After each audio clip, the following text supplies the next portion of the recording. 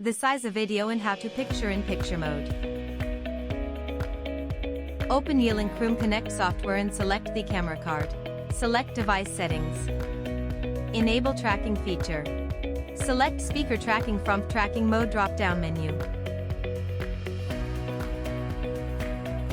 Enable PIP mode. You can select the content to be displayed onto large/small window in type mode and the display position of the thumbnail. You can select panoramic view or close-up view from main picture drop-down menu.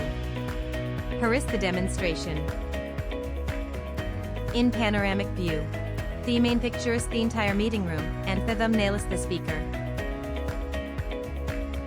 If Noon speaks for 5 seconds, the thumbnail will close temporarily. And if I select close-up view, here is the demonstration. In close-up view, the main picture is the speaker, and the thumbnail is the entire meeting room. Similarly, if Noon speaks for 5 seconds, the thumbnail will close temporarily. Besides, you can select the desired value from the drop-down menu thumbnail position and select thumbnail size and the display as you need.